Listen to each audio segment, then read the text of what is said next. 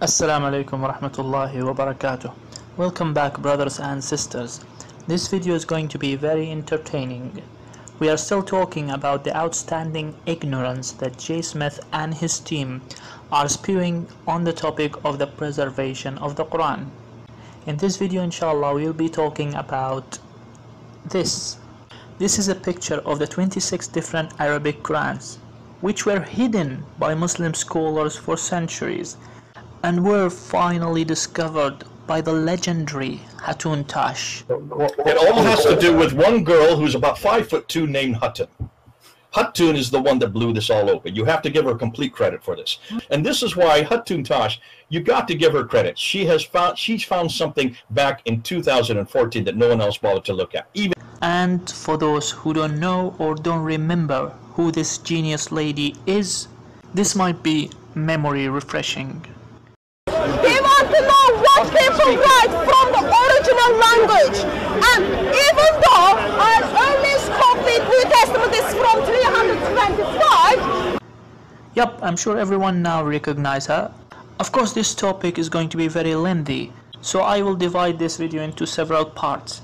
And this first part is going to be a good illustration of chapter 62 verse 5 of the Quran. مثل الذين حملوا التوراة ثم لم يحملوها كمثل الحمار يحمل أسفارا بئس مثل القوم الذين كذبوا بآيات الله والله لا يهدي القوم الظالمين. Let's now begin the story of the legendary Hatun Tash. And if you're a supporter of this lady, I suggest you stop watching and get back to your bubble, because this video is going to make you cringe. Bismillah ar-Rahman ar-Rahim. Then in 2013 and 2014, one of my colleagues, Hatun Tash. Have I ever talked about Hatun Tash? I think I did last year. She needed to get an Arab Quran. And so she went to the local bookstore and she said, could you please sell me an Arab Quran? They said, which one? She said, what do you mean, which one? She said, which Arabic Quran do you want? She said, well, there's only one Arabic Quran. The Hafs. They said, no. We have the Warsh here, we have the Qalun here, we have the Al-Dudi here. She says, what? There is more than one? So she bought them all and brought them back to London. She came up with 26 of them. Hatun and I decided to take these 26 Qurans. She was finding these Qurans in Morocco. She found them in Jordan. She found them in Yemen. She started asking people, whenever you're in these cities, go to the store. I need to get Al-Dudi. I need to get Qalun. I need to get Khalaf. Could you please get for me Kasai? Could you please get for me Ibn Amir? Could you please get me for Ibn Amar? Now these names mean nothing to you, but there are 30 of these Qurans, 30, not one, not two, 30 official Qurans today. And we have 26 of them. Look what happened when we put this up. Go ahead and run the video, Abby. There is only one Quran, right? And that every Quran in the world is the same. That's what you've been told. You have been told a lie. Okay, so there are two Qurans today, right? Two. More than two Qurans. More than two? Three Qurans? More than three? Four Qurans? There are approximately 26 of the Qurans. 26 different Qurans.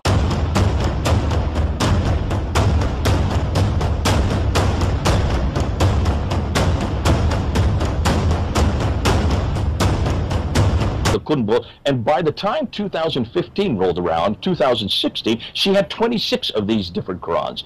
We introduced in 2016, when I was there at Speaker's Corner with Hatun. Hatun and I, at that time, Hatun only had 26 of these Qurans. Only. And she, Hatun, you have what, 37 already in your possession? Yeah, I've got 37. So she's got another 17 beyond that. City of Qurans. We're up to 37 that we have collected, or I should say that Hatun has collected, and brought them to London, and that's why she's up to 37 now. I have 26 there, and then in this one here, these are 34. This is the last picture I took with her. These are 34. Oh, I got it upside down. These are 34 that she has now. I've just been told she's up 3 more, so she's up to 37 of these different Qira'at, these different ahruf, which got all. Now, I think Hatun has about 37 that she has collected, 37 different Arabic Qurans. At that time, we only had 26. But in when Hatun Tash, who went around and collected all these Qur'ans from many different countries, we held them up at Speaker's Corner. We had held 26 of them up. In 2016, so we're talking about 4 years ago, she had only 26 Qur'ans. She is up to 37 now. But I want to show you Hatun Tash's 26. These are the 26 she had back in 2016 when we introduced them. These are the 26 we introduced to the world. Now take a look at them. I'm going to put them up one at a time. So there you can see Al-Susi. There you can see Abi Jafar. You can see Yaqub over there. Here you can see Duri Ibn Amr al-Basra from this family of Kasai, Ibn Amr. There you can see Khalaf al-Ashar from the Al-Durai way. You can see there Al-Layth Ibn Khalid. And there's Warsh, one of the Warshes, Al-Zaraq way. Over here's another Warsh from Al-Asbahani way. And then we get Ibn Jamaz, followed by Duri, Ibn Amr, Al-Ala. And then you have the Khalaf, the Al-Shatabaya way. And underneath that you have Al-Kasai. Al-Kasai, who is one of the readers. And over here you have Shoba, who is one of the transmitters.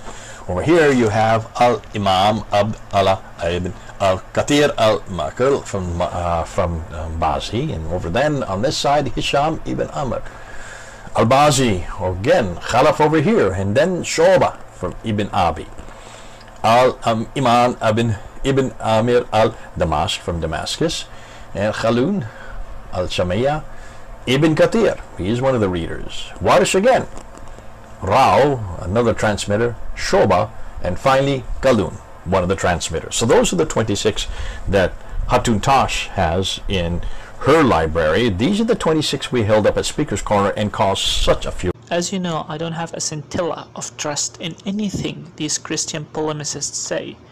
So I have to fact check them each time they make a claim. Let's start looking into these books one by one. Let's begin with number 5. Jay and Hatun called this Ibn Amr Quran, which is wrong. This is actually Hafs from Asim. As you can see, there are two titles to this Mus'haf. On top, it is written Riwayat Hafs and Asim. In the title at the bottom, it is written the reading of Ibn Amr is on the margin. So this is actually Hafs and Asim. Ibn Amr is just on the margins. Now remember, whenever we say Ibn Amr reading, we are talking about the reading that was transmitted by his two students, Hisham and Ibn Dakawan. So whenever you read Ibn Amr on any Mus'haf, it is actually Hisham and Ibn Dakawan. You can never have an Ibn Amr reading which is not transmitted by Hisham or by Ibn Dakawan. So on the pages of the Quran you have the riwayah of Hafs. You will find the variants of Ibn Amr on the margin. Sometimes you will find the name Hisham attributed to the variant, and sometimes you will find the name Ibn Dakawan. And when Ibn Dakawan and Hisham both agree with each other, you will find both Hisham and Ibn Dakawan. Now let's, for argument's sake, agree with Jay that this is Ibn Amr reading, which means it is Hisham and Ibn Dakawan. Okay, let's carry on. According to Jay and Hatun, this is Hisham ibn Ammar, which is true. It is, as the title says, the riwayah of Hisham. But on the margin, we have also the riwayah of Ibn Dakawan. So this Mus'haf is actually the riwayah of Hisham, and on the margin, Ibn Dakawan. And as we said earlier, whenever you have Hisham and Ibn Dakawan, it means you have the reading of Ibn Amr. Let's go to the next one. This is number 20. Jay called this Ibn Amr reading. And again, it's true. This is Ibn Amr reading. But it is also written that this is the riwayah of Hisham. And on the margin, we have the riwayah of Ibn Dakawan. So again, the same thing. This is Ibn Amr reading, transmitted by his students Hisham and Ibn Dakawan. In other words, number 5, number 16 and number 20 are all the same thing. Ibn Amr, which is Hisham plus Ibn Dakawan. They are not three different Qur'ans. Just because the color of the cover is different doesn't make them different Qur'ans. Let's move to the next one. Jay and Hatun call this the Qira'ah of Yaqub, which is again wrong. This is the same problem. This is Hafs and Asim. Yaqub is on the margin. You can read the top title up there. It says Hafs, Riwayah Hafs. And the title at the bottom says again, the reading of Yaqub is on the margin. But never mind, we will assume for argument's sake that this is Yaqub. When we say Yaqub, we are referring to his reading, which was transmitted by his two students, Ruwais and Rawh. So if you have Ruwais and Rawh, that means this is the reading of Yaqub. And when we check inside the pages of this Mus'haf, we can see that Rawh and Ruwais do exist on the margin. Sometimes you'll find Rawh, sometimes you'll find Ruwais, and when they both agree, you will have both Rawh and Ruwais. Let's go to the next one. Number 24. Jay called this Rawh, but the title says this is the riwayah of Rawh, and on the margin we have the riwayah of Ruwais. Both are from Yaqub. And when we have both Ruwais and Rawh, it means we have the reading of Yaqub. So this is again nothing more than Yaqub with his two transmitters, Ruwais and Rawh, which means again these two are the same thing. Number 3 and number 24 are the same. They are not two different Qur'ans. They are the reading of Yaqub, which includes the transmission of Ruwais and the transmission of Rawh. This mistake happens because both Jay and Hatun and their teams are a bunch of ignorant people. And they didn't even open the Mus'haf they are carrying in their hand. If they opened these Masahifs and looked into it, they would realize that this is Hafs, and on the margin we have Ruwais and Rawh, while this one is Ruwais and Rawh. Let's move to number 2. The same mistake repeated. Jay and Hatun call this Abu Ja'far reading. This is Hafs and Asim. Abu Ja'far is again on the margin. Now to clarify, whenever we say Abu Ja'far, we are referring to either Ibn Jammaz or Ibn Wardan or both of them in that. Let's get going. This is number 10, and Jay, this time he picked the top title, which is Ibn Jammaz. But remember, at the bottom we have a title which says Ibn Wardan Riwayah is on the margin, which means that this Mus'haf number 10 is nothing more than Ibn Jammaz plus Ibn Wardan. So again, number 10 and number 2 are both Ibn Jammaz plus Ibn Wardan. Both are Abu Ja'far. They are not two different Qur'ans. Astaghfirullah al-Azim. Astaghfirullah al-Azim. Let's go to the next one. This is number 22. Again, the same mistake. Jay and Hatun call this Ibn Kathir. And this is not Ibn Kathir, this is Hafs and Asim. You can read the top title there. It's Hafs and Asim. And at the bottom, it's written, Ibn Kathir reading on the margin. And to make it clear again, when we say Ibn Kathir, we are talking about his two transmitters, Bazi and Qumbul. You can never have the reading of Ibn Kathir without having either Al-Bazi or Qumbul or both. So let's assume for argument's sake that this is not Hafs and Asim and this is the reading of Ibn Kathir. Let's go to the next one. Number 17. Jay and Hatun call this Bazi, which is true. The top title say this is the riwayah of Al-Bazi, but we have at the bottom, we have the title at the bottom. It says Qumbul riwayah is on the margin. So in reality, this is also Ibn Kathir because it includes Bazi and Qumbul, and we have already said that whenever we say Ibn Kathir reading, we are talking about either Bazi or Qumbul or both of them. and this book includes both of them. What is really interesting is that in this Mus'haf, they used the top title. As you can see, the top title says Riwayat Bazi.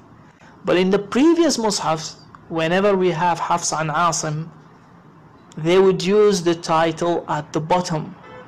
Ignorance or deception or both of them. Anyways, let's go to the next one.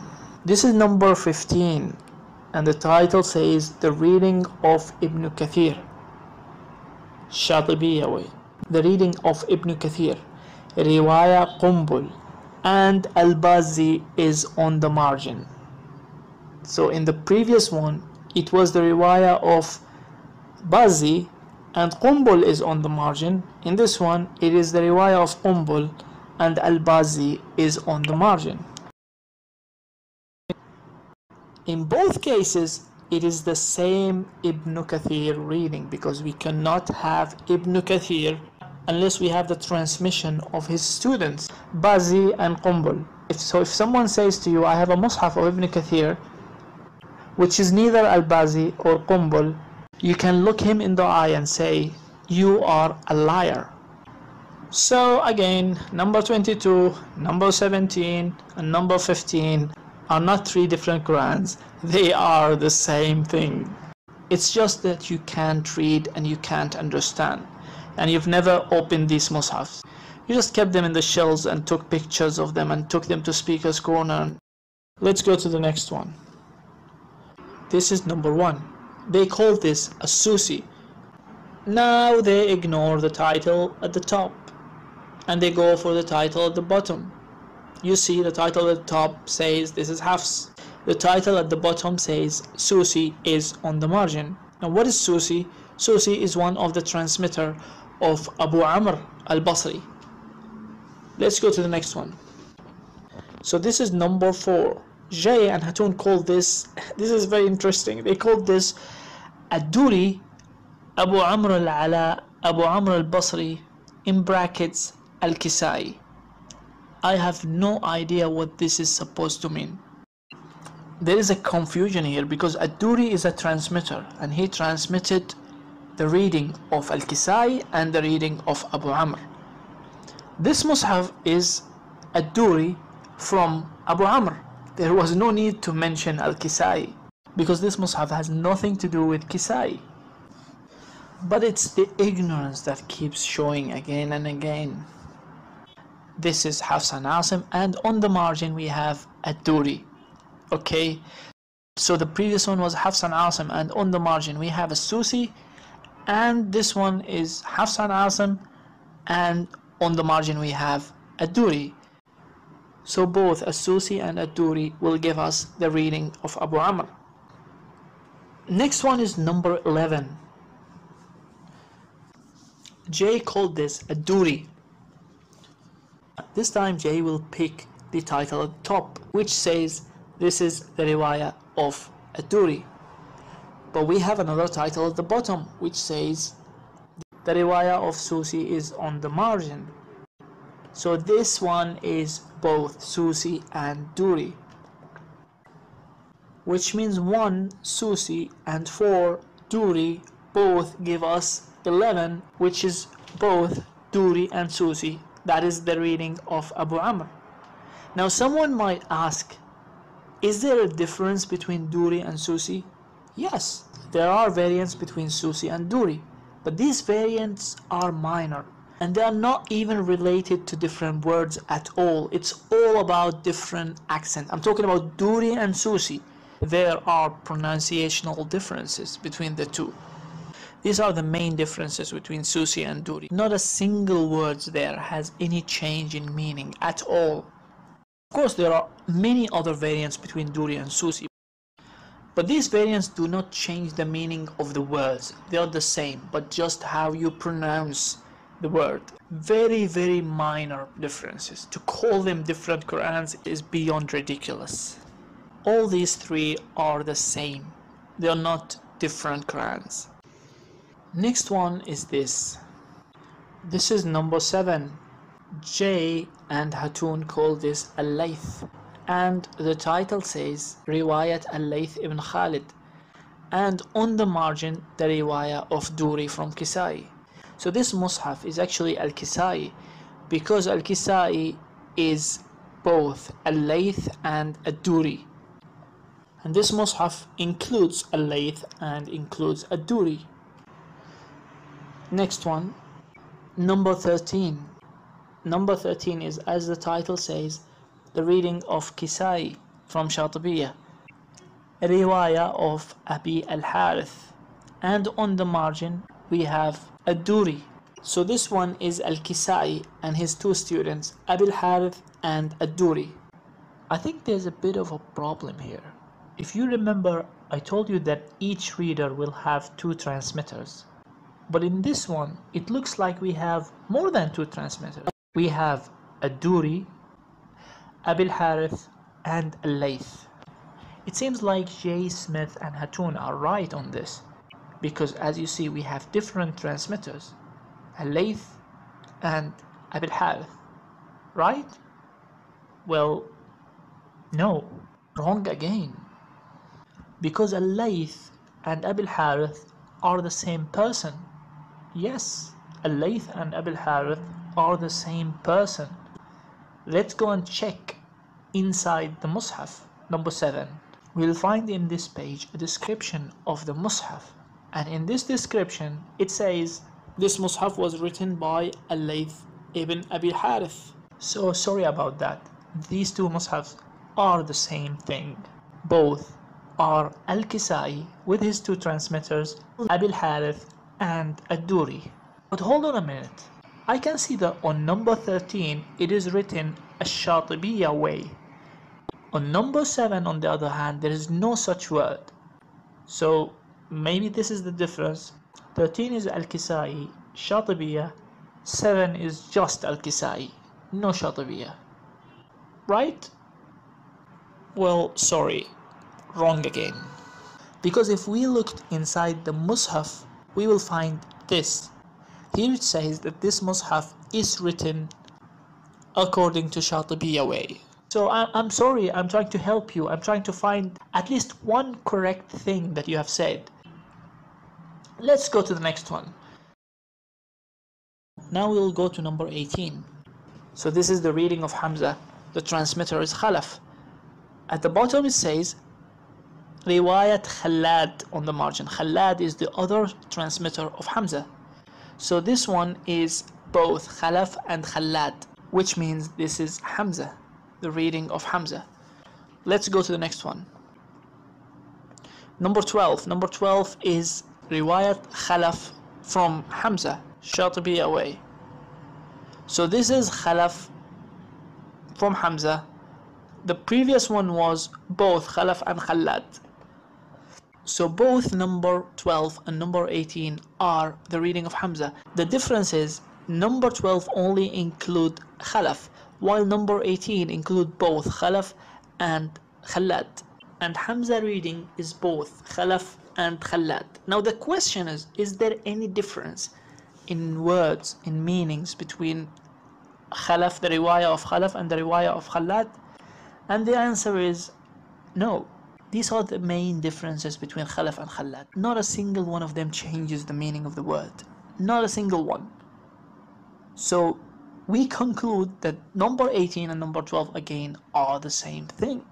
There is no difference. Now we will go to number 26 and number 21 directly. Both of these Mus'hafs are called Qalun by J. Smith, and this is right. They are Qalun. This is Qalun. Number 21 is Qalun. Number 26 is Qalun. The question is, what is the difference between these two?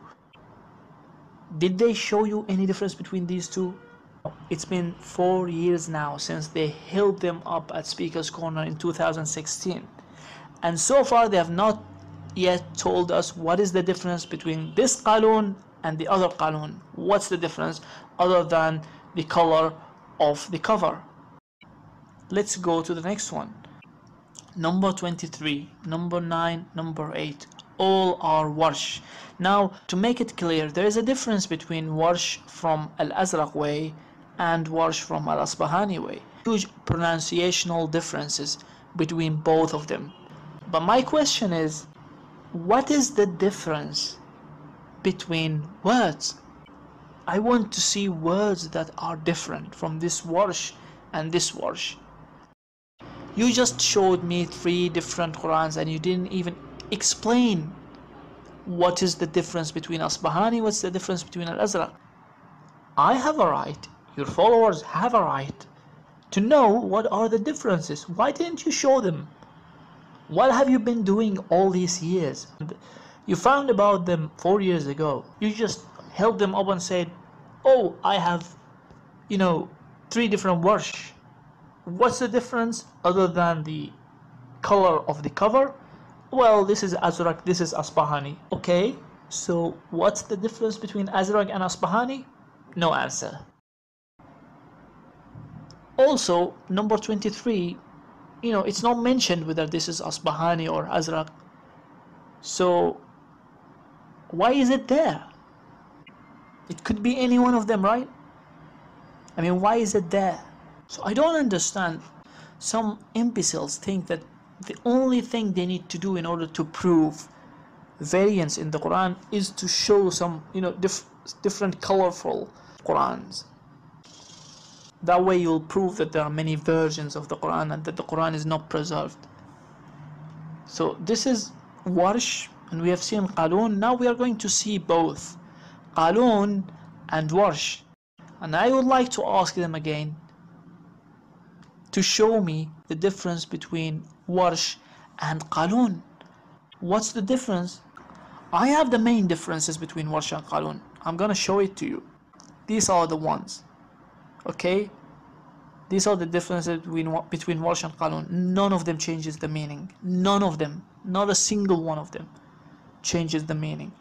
There's only the 5th one from top, which is La Ta'du. In this case, the difference is absolutely minor. And in this context, it does not change the meaning at all. It gives the same meaning. So this is the only difference between what you call different versions of Quran. Between these 5, there's only a difference of 1 word. The next one is this, number 25. Again, the same problem. They call this Shu'bah, while this is Hafs and Asim. Shu'bah is on the margin, but we will accept it for argument's sake. This is Shu'bah. But if this is Shu'bah, then what is the difference between this one and the other 2, number 14 and number 19? Both of them are Shu'bah. All the 3 are Shu'bah. So what is the difference? Just because on number 14 it's written Shatibiyah, for example? No, that's wrong. All of them are Shatibiyah. In some cases, it is mentioned on the cover that this is Shatibiyah, and in other cases, it is mentioned in the last pages of the Mus'haf, as we have seen in the previous examples. And that's it, brothers and sisters. We come to the end of this. It's been very interesting, and we have seen a lot of I don't know how to describe it. I can't believe that people who are treated as experts on Islam, on the Quran, can get all these mistakes. I'm sure many of the followers of J. Smith and Hatun would be completely frustrated when they see this. I mean, you cannot even get one thing correct. And once more, I would like to address the followers of J. Smith. Please, you are better than this. You are much better and you are more intelligent than this. I'm sure many of you have used this argument of the 26 different Qurans and now 37 different Qurans. You've seen it now yourself. Please have some respect for your mind, for your brain. Your brain is a gift from God. Use it in a positive way. Don't just accept anything without fact-checking. And I have got to tell you, sometimes people think that I need to do a lot of efforts to find these things and to expose the lies of J. Smith and Hatun. I don't need that. All I am doing is fact-checking them. I just take the claim and I go and fact-check it, and I find that they are not telling the truth. You can do this as well. Every single one of you can do this. My suggestion and my advice is, do not take anything blindly. Anyways, that's the end of this video. Thank you very much for watching. Wassalamu alaikum warahmatullahi.